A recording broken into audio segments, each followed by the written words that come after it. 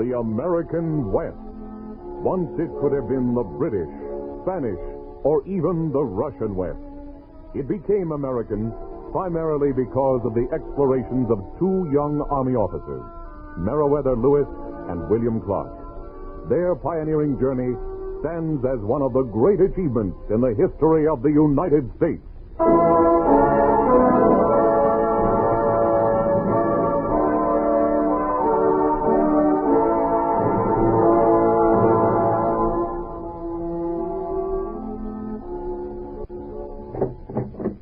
Captain Lewis. Hello, Sergeant. Welcome back, sir. Hope you had a tolerable trip.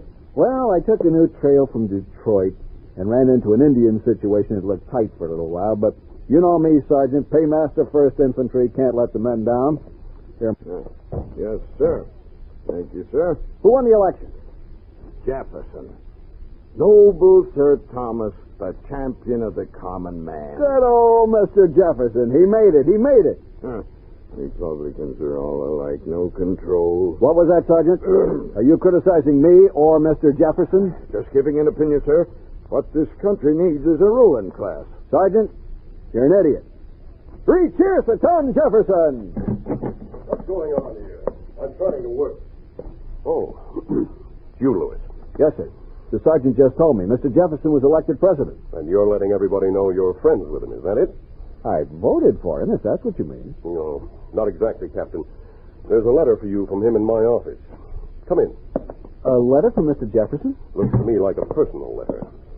Well, our families are neighbors in Virginia. Here. It came by special messenger day before yesterday. Thank you, sir. It's a surprise to hear from him when he's busy taking over such a big job. Well, Captain, good news or bad? Dear Lieutenant Lewis, I'll have to tell him I made captain now, sir. In view of my recent election to the presidency of the United States, I find that I will require a private secretary. Your tact and social adaptability, your knowledge of the Western country of the Army, has rendered it desirable for public as well as private purposes that you should be engaged in that office. If you accept, please obtain approbation from General Wilkinson and repair to the Presidential Mansion, Washington City. What do you think of that, Colonel? I am to be the new private secretary to the President. I don't understand it, Lewis. You, a secretary? Why not, sir? Well, if your written reports are any indication, you don't have a hand. You have a rooster scratch, and you can't spell. Come, Captain. Why would the President want you for a secretary? Very simple, Colonel. He likes me.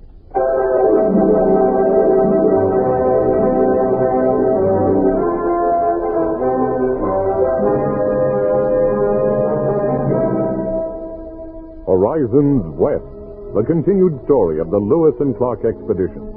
Now, with Harry Bartell as Meriwether Lewis and John Anderson as William Clark, listen to Chapter 1, Mr. Jefferson's Dream.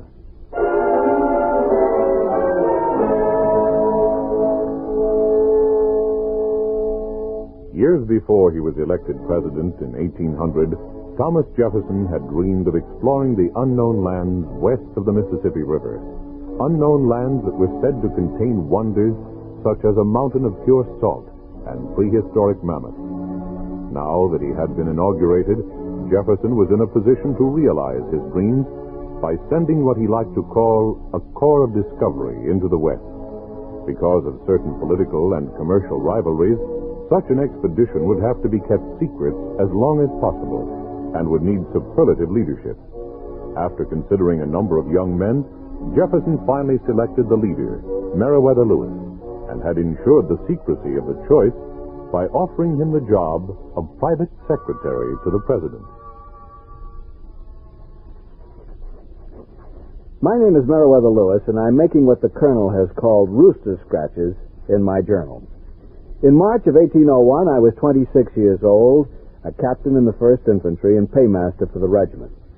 I liked Army life, even though being paymaster meant I had to travel constantly through the wilderness parts of Kentucky, Tennessee, Ohio, and along the Mississippi frontier in order to pay the scattered troops of the regiment. I managed to make the rounds about twice a year. Anyway, on March 6, 1801, the day after I received my letter from Mr. Jefferson, I left the Army depot in Pittsburgh on my way to Washington, the new federal city. The spring rains made the roads a slough of mud, and it took me over 2 weeks to reach the White House.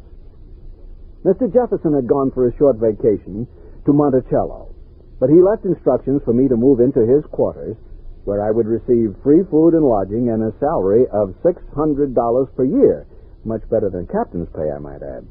So I unpacked and tried to get settled before the president returned.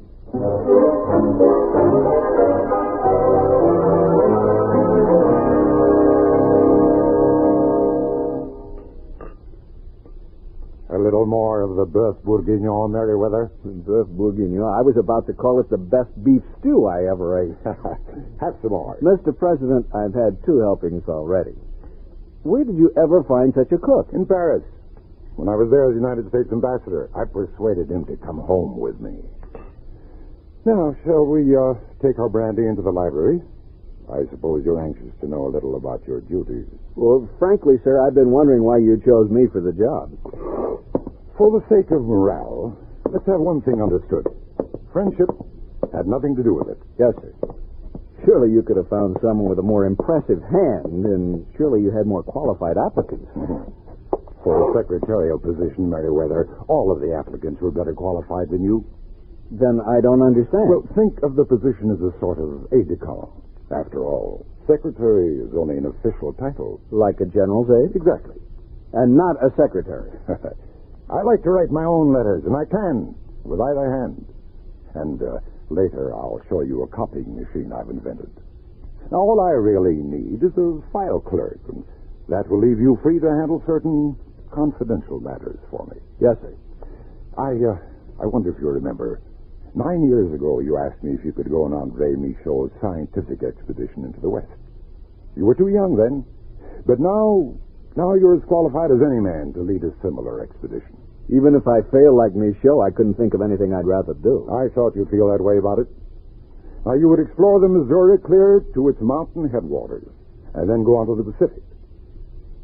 If it is America's destiny to be a great nation, she has to go beyond the Mississippi.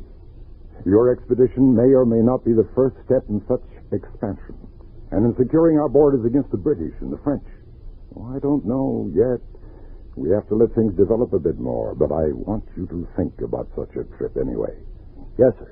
Oh, have you seen this? I was admiring it, sir. It's a very handsome telescope. I'm trying to figure out how to double this refracting space in order to add light and magnitude. May I have a closer look? Scarcely a day went by when I didn't think about the expedition. Soon I was calling it the Corps of Discovery, as Mr. Jefferson did. I studied, I prepared. About a year later, the president called me into his office. Come in. Good morning, Mr. President. You wanted to speak with me? Oh, yes. I thought I'd tell you to step up your preparations for the Corps of Discovery. Step it up?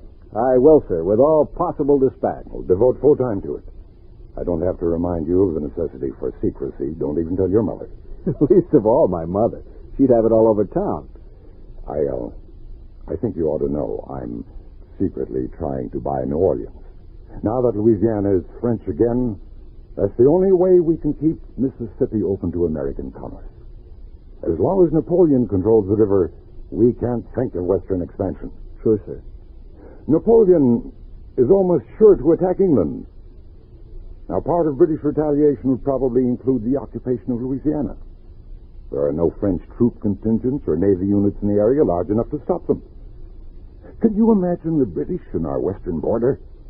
We would use the Mississippi only after fighting and winning a major war, something we can't afford at present. We're to wait for news of the purchase negotiations? Oh, not at all. We'll explain your project as a scientific trip to locate the headwaters of the Mississippi. Very good, sir. Well, if I can buy more than New Orleans, I will. But once you're across the Mississippi and up the Missouri, we'll have won a partial victory. Also, I'd like you to get the Indian trade away from the British.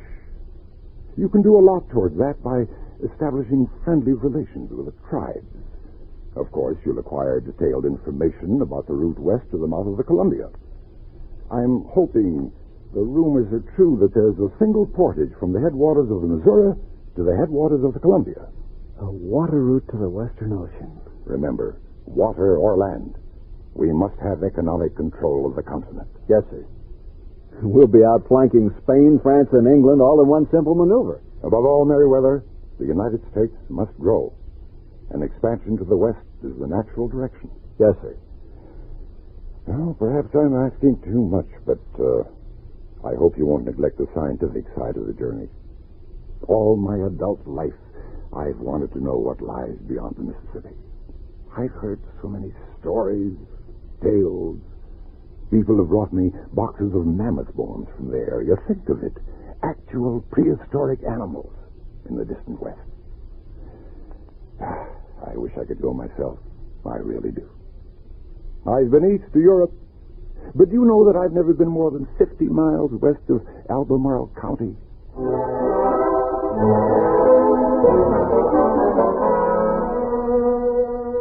On January 18, 1803, Mr. Jefferson sent a secret message to Congress asking for an allocation of funds for the expedition. Congress complied, and I started gathering equipment and supplies, plus trying to cram navigation into my head at night. The more I studied, the more I thought of William Clark, who was a genius at navigation. Billy would be a great asset to the Corps of Discovery, but he was also a friend of mine, perhaps my best friend, and I couldn't pick his brains and take all the glory for myself. Maybe Billy could become my co-leader. I went to Mr. Jefferson to find out. Come in. May I speak to you, sir? Oh, of course, Meriwether, of course. Close the door and sit down. It's about the science side of the trip, sir. Well, I'm glad you're giving it thought. Mr. President, I'm not possessed of enough learning to Who is Meriwether? Whoever knows enough. However, you're strong in botany, zoology, the study of minerals. Your knowledge of geography and navigation is sound. But not sound enough, sir. Do you remember William Clark, the younger brother of General George Rogers Clark? Billy, of course I remember him. A good boy. Well, Billy and I have been friends for a long time. In 1797, he was my company commander. And the next year, he resigned to go home to Kentucky and help on the family farm. He's 32 now. He's a first-rate soldier and frontiersman and a genius at cartography and geography. I think I could talk him into going with us. Might be a good idea. You'll be more efficient with Billy to help. Go ahead. Enlist him as your aide. Not as my aide, sir. Co-leader. Same rank, same pay, same allotment of glory. Or disgrace. Are you that sure of him? I don't follow you, sir. Well, do you know him that well? Usually, having two leaders is the quickest route to dissension and failure. Not with Billy. If he can't help us, he won't have any part of it. I'd advise you to think it over carefully. I have, sir. We need Billy Clark.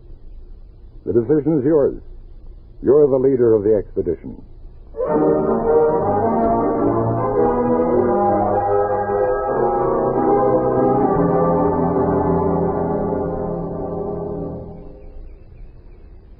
The crops look mighty fine. Be able to pay off a few more of the old debts. There you are, Mr. Clark. Hello, York. You look like you've been running. Yes, sir. Got a letter for you. General George says it might be important. Maybe, York. It's from my old friend Meriwether Lewis at the White House. White House? Mr. Jefferson's house? Pursuant to the President's wishes, I am taking an expedition to explore the Missouri and the Columbia River valleys, eventually ending on the shores of the Pacific Sea. I hope to return to Washington on one of the trading vessels that call now and then at the mouth of the Columbia. If there is anything in this enterprise which would induce you to participate with me in its fatigues, dangers, and its honors, believe me, there is no man on earth with whom I should feel equal pleasure in sharing them as with yourself. What do you think of that, York? He wants me to go with him. Well, I'd better find George. George! George! What's wrong? York, what's the matter with Billy? Well, sir, this letter, George, read it. All right. Huh? Well, from Missouri, Columbia. What? Well. Billy, seems to me there's a great field over here for a young man of ability and energy. Billy, accepted once. Well, what about the farm? You can't manage it all by yourself. Oh, crops are first rate this year. Jonathan and I'll hire some help while you're gone. Go with Captain Lewis. I'm glad you feel that way. I'll get our gear in order, sir. I'll get us some horses to ride. Us? I don't remember that Captain Lewis invited you. I'm not letting you go into that wilderness alone.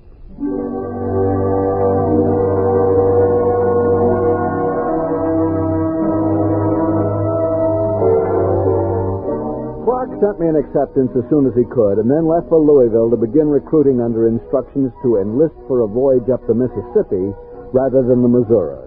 Secrecy was still important. I left quietly for Pittsburgh in the Army Supply Depot to check off equipment I'd ordered. Everything was ready, including a new kind of air gun or cannon, which would shoot a slug through 4 inches of wood. Only the boats were slow in construction. The workmen were incorrigible drunkards, and the more I tried to hurry them, the longer they took. But then I met Scannon. Oh, devils, why do they stall around? What do they gain from such infernal slow motion? When I assume a task, something always seems to go wrong. Like those men over there, the sodden lumps. Why must I have all the problems? I wonder if I'll ever get started. I have to stop talking to myself. I have to control these fits of depression. Too many of them could mean the failure of the trip. I must stop. Hey, boy, what are you barking at? You're huge. You're big as a pony. I'm sorry, boy. I don't want to disturb you. He won't hurt you. He's just saying good day to you. What's his name? Cannon. After me brother, God bless him. He's a Newfoundland. Not me brother, the dog. Weighs nigh on to 200 pounds. Really? Oh, he's a fine one. My brother was a fine man, too. As big a man as Cannon as a dog. Now, quiet down, my boy, and stop nuzzling the gentleman. It's rude of you. Well, he ain't much for strangers, sir, but he likes you. Hello there, Dodd. Nice, Cannon. What do you take for him? I'm going on a long trip. I need a beast like him. Well, I never thought much of selling Cannon, but he does keep reminding me of my dead brother, and it ain't good to be kept in sorrow. I tell you what, $20 and he's yours. $20? You must be out of your head. No dog's worth that much. This one is. $20, that's my final price. All right. All right, I may be a fool, but you've just sold a dog.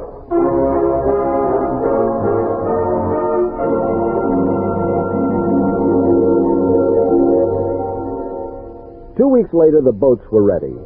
With 7 soldiers, a river pilot, 3 young men engaged on a trial basis, and Scannon, I started down the Ohio.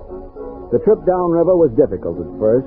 Several times we had to have the heavily laden boats pulled over shoals by oxen. The local settlers charged exorbitantly for such services. But as the river grew wider and deeper, the trip became easier. We stopped at Fort Massac, where I was fortunate enough to meet George Drouillard. He was known to be an experienced man among the Indians, a good woodsman and boatman, a crack shot. I engaged him as an interpreter since he didn't particularly want to enlist as a soldier. And then we took to the boats again. Good weather made it a relatively easy trip to Louisville, where I was to meet Billy Clark. Easy with the pole. Bring her in gently. Easy. Line. Tie her tight. Billy? Hey, Billy! Fairweather, you sure looking fine. You put on a few pounds at the president's table, didn't you? I guess I did at that. It's good to see you. And to see you. Say, where did you ever find a dog like that? He's a monster. That's Scannon. I bought him in Pittsburgh. Scannon? Here, boy, here. Say hello to Captain Clark, Scannon. He sure is big. I'm glad he's on our side. Excuse me, Captain Clark. General George and Mr. Jonathan wanted you to be sure to bring Captain Lewis home for dinner. Did I hear the word dinner? You sure did. I accept. George Drouillard can take charge for me here. Oh, excuse me, York. Meet Captain Lewis, my old friend. Merriweather, this is my man, York. I'm taking him along. It's a pleasure, York. I'm honored, sir. I told York he'd be treated like the others as long as he pulled his own weight. With those muscles, you shouldn't have any trouble pulling twice your weight, York. But all joking aside, as a man, you're on the same level as every one of us in the Corps of Discovery. Thank you, sir.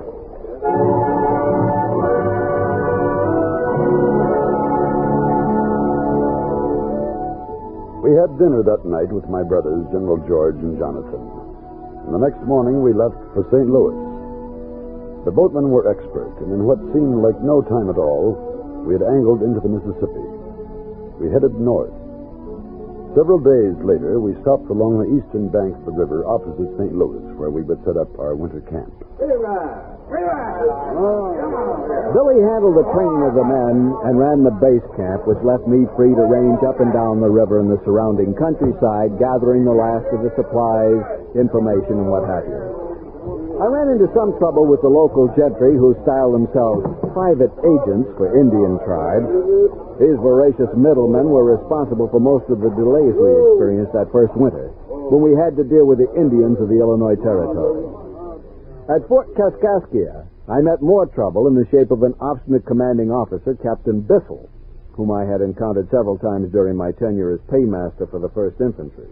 All you want is for me to transfer my 2 best men, Sergeant John Ordway and Private Patrick Gass, to your unit. Why, Lewis? Why? I told you once, Captain, Ordway is an experienced non-com. Gass is an expert carpenter and boat builder. The answer is no.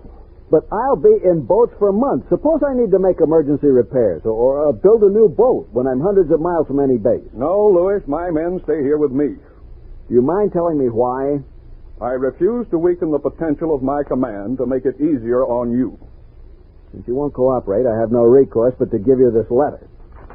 All Army personnel, you are hereby ordered to honor any demand made upon you by Captain Meriwether Lewis. An order from him is to be considered an order from me. Signed, Thomas Jefferson. How about that, Bissell? Is that authority enough for you?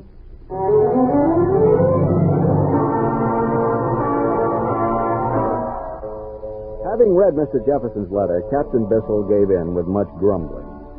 I left Fort Kaskaskia with Ordway and Gass, going directly to our winter camp. The electrifying news had come that Napoleon had sold all of Louisiana, not just New Orleans, to the United States. Everybody was filled with an outsized excitement. Everybody but Billy Clark. Great news, Meriwether. Great news. According to Jefferson's concept, Louisiana includes all the rivers of the Mississippi-Missouri system clear to their headwaters. That's thousands of miles to the western mountains. Yes. Come on, Billy. You should be as happy as I am. You should be telling the men to leave off work to celebrate. You can do that after we talk. Let's go to my tent where we can have a little privacy. All right.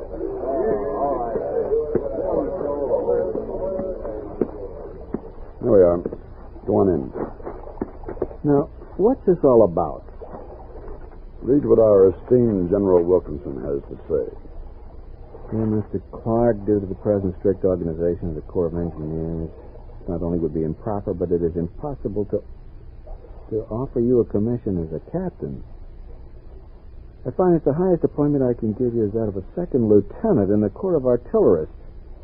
Your rank, however, will have no effect on compensation received for traveling with Captain Lewis's Corps of Discovery. 2nd lieutenant? Billy, I promised you a captain's commission, and Mr. Jefferson did, too. I'm sure he knows nothing about this. It's all Wilkinson's doing. I feel sure of that. Billy, there's no reason to talk about the letter to anyone else. As far as I'm concerned, the only difference between us is that I'm a captain 1st United States Infantry, and you're a captain 1st Corps of Discovery.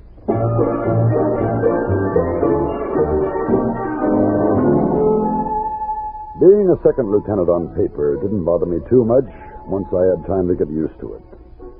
I was a captain according to everyone but Wilkinson. At 4 p.m. on May 13th, 1804, we left camp and started upriver. We had one large 55-foot keelboat and 2 50-foot canoes, one white, one red. All 3 were packed with 44 men and more than 12,000 pounds of supplies. On shore, moving parallel to us, was our hunting detail, George Rouillard and 2 men. Captain Lewis would meet us at the river town of St. Charles. At the moment, he was in St. Louis at the laboratory of Dr. Antoine Saugrin, picking up small but important items for us. 3 thermometers, Captain Lewis. As far as I know, the only handmade ones in all of Louisiana. Mr. Jefferson expects us to record temperatures all the way. As a scientific expedition must. When you next see His Excellency, you may tell him your thermometers were made from mercury scraped from the back of an antique Parisian mirror belonging to Madame Saugrin, and the glass from that same mirror melted down and reshaped. Also tell him Madame Saugrin did not speak to me for 2 weeks. 2 weeks? But I asked you to make the thermometers only a week ago. Oh, I beg your pardon. I'm anticipating the future. I calculate that my wife will remain silent another week. 2 weeks in all, huh? Then she will explode in a tirade, and I will wish again for sweet silence. Look at the matches, my friend. Take one. Scratch it briskly on the top of the stove, huh? Why, it lights immediately. Oui. I call it a friction match. Each splinter I dipped first in sulfur and then in phosphorus. Keep them dry at all costs. 1,000 thanks for what you've done and for your ingenuity. I'm sorry Mrs. Saugrin is upset. Oh, she'll recover. When I see the president again, I'll tell him he owes your wife an antique French mirror.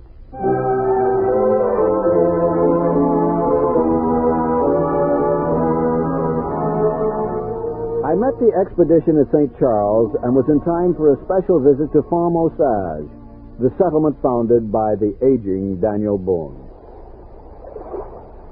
So you're moving up the Missouri and across the divide to the Pacific. Where did you hear that, sir? I hope you haven't mentioned that theory to anyone else, Mr. Boone. I don't think you fooled the smart ones. Nobody gets together a fine expedition like this just to travel up the Mississippi. I wish I could go along. We'll make a place for you if you're serious. I wish it could be, but I'm 69. No, this is your high tide. Mine was years ago back in Kentucky. Oh, one thing.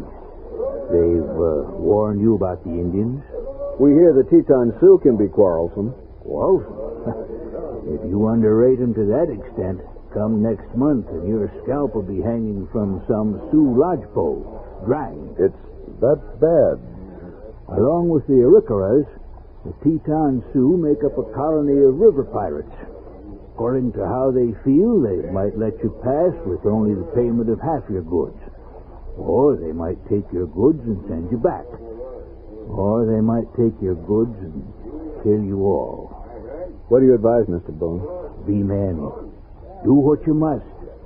Pay, parley, or fight. But never stop being men. What old Daniel Boone told us made us realize we were facing a huge task. The Teton Sioux up toward the Dakota country were only one of our obstacles if a man took the long view. But our goal was the Pacific, and it was time we got started. I gave the high sign to Billy Clark. All right, you men, push off. We've got miles and miles to make before sundown.